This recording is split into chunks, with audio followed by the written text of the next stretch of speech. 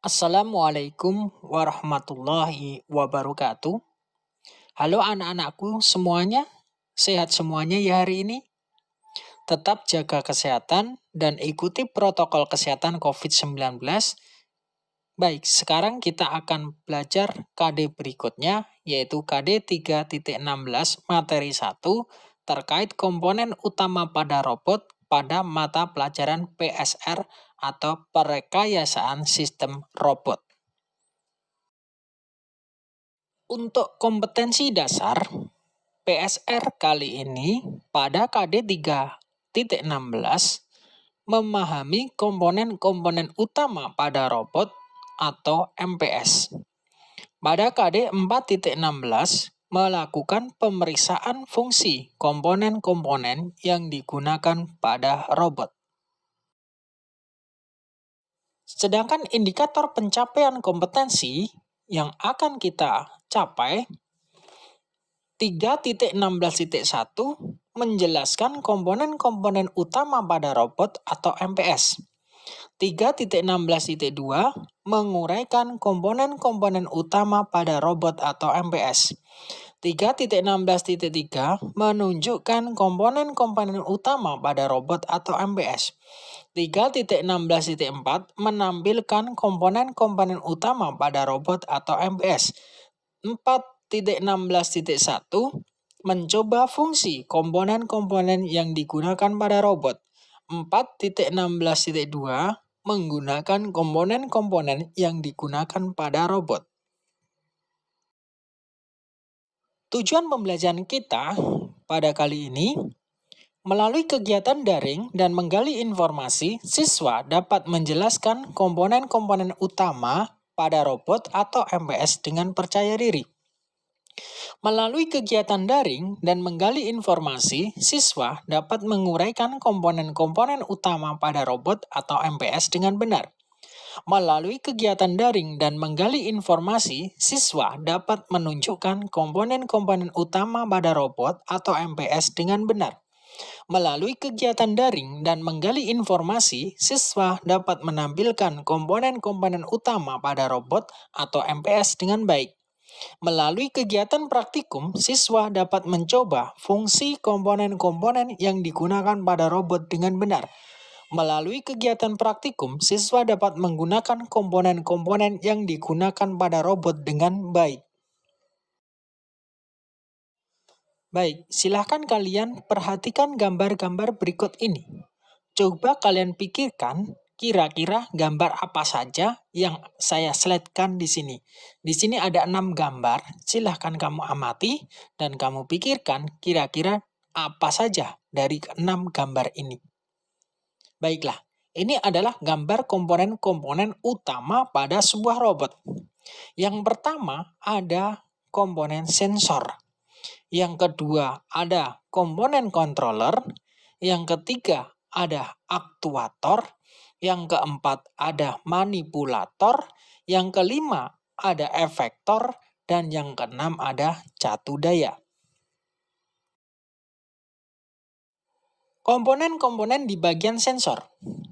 Sensor dan transducer diklasifikasikan menjadi 6, yaitu sensor analog, sensor digital, sensor kontak, sensor non-kontak, sensor aktif, dan sensor pasif.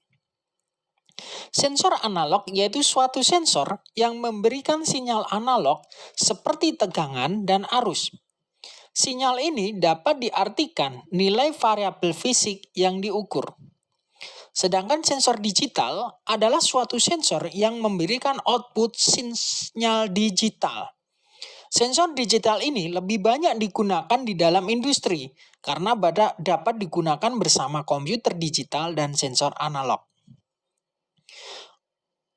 Sensor kontak adalah sensor yang bekerja dengan sentuhan.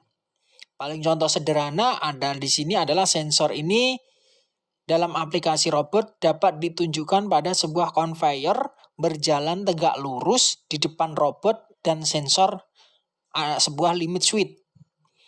Pada gambar terlihat berbagai jenis sensor yang ada. Silahkan diperhatikan gambar, di situ ada berbagai jenis sensor kontak yang ada saat ini. Kemudian berikutnya adalah sensor non-kontak. Sensor non-kontak berbeda dengan sensor kontak. Sensor non-kontak bekerja tidak dengan sentuhan objek, melainkan menggunakan radiasi elektromagnetik yang ditimbulkan oleh sensor. Sensor non-kontak mengukur perubahan temperatur, perubahan tekanan, dan perubahan elektromagnetik yang disebabkan karena adanya objek yang bersinggungan dengan sensor. Kemudian sensor aktif. Sensor aktif adalah jenis sensor yang dapat menghasilkan sinyal output tanpa memerlukan pasokan energi dari luar. Salah satu contohnya adalah optocoupler yang menghasilkan nilai tegangan berdasarkan cahaya inframerah yang diterimanya. Kemudian terakhir adalah sensor pasif. Adalah jenis sensor yang membutuhkan sumber daya dari luar untuk dapat beroperasi. Contohnya di sini adalah Light Dependent Resistor atau LDR yang mengalami perubahan nilai resistansi berdasarkan cahaya yang diterimanya. Baik, jenis-jenis sensor analog. Silahkan perhatikan gambar. Jenis sensor analog ada banyak sekali, seperti yang terlihat pada gambar ini. Kalau kita kelompokkan, sensor analog itu terdiri dari 1. Akselerometer atau akselerometer. 2. Sensor cahaya atau light sensor. Ini dibagi lagi menjadi LDR, Light Dependent Resistor. Kemudian ada photovoltaic atau sel solar.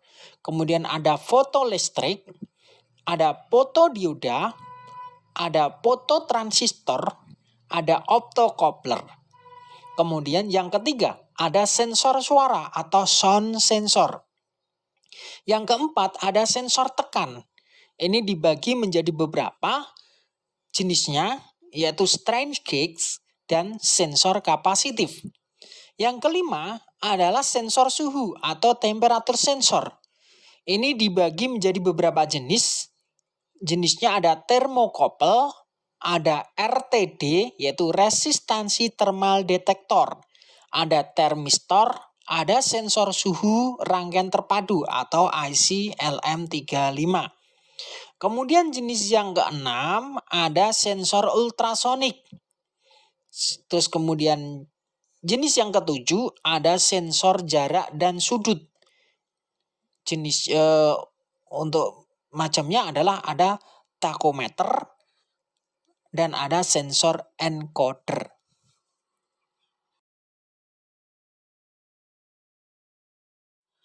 Akselerometer merupakan sebuah sensor yang mendeteksi perubahan posisi, kecepatan, orientasi, goncangan, getaran, dan kemiringan dengan gerakan indera. Gambar berikut menjelaskan secara sederhana bagaimana akselerometer kapasitif bekerja. Akselerometer kapasitif menghasilkan tegangan berdasarkan jarak antara dua permukaan atau plat. Salah satu atau dua plat tersebut dialiri dengan arus listrik. Ketika sensor bergerak, maka terjadi perubahan posisi dari plat. Perubahan jarak antara dua plat tersebut mengubah nilai kapasitansi yang kemudian bisa diukur sebagai tegangan keluaran. Berikutnya adalah sensor cahaya atau light sensor. Sensor cahaya atau light sensor adalah sensor analog yang digunakan untuk mendeteksi jumlah cahaya yang mengenai sensor tersebut. Jenis-jenisnya sensor cahaya ada LDR atau Light Dependent Resistor. Untuk gambarnya ada di sini. Kemudian ada voltage atau sel solar. Untuk gambarnya adalah ini.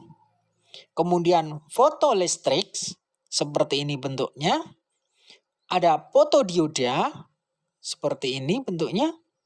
Ada fototransistor, seperti ini. dan ada optocoupler. Berikutnya adalah sensor suara. Perhatikan gambar, ini adalah wujud atau bentuk asli dari sensor suara. Sensor suara adalah sensor analog yang digunakan untuk merasakan tingkat suara.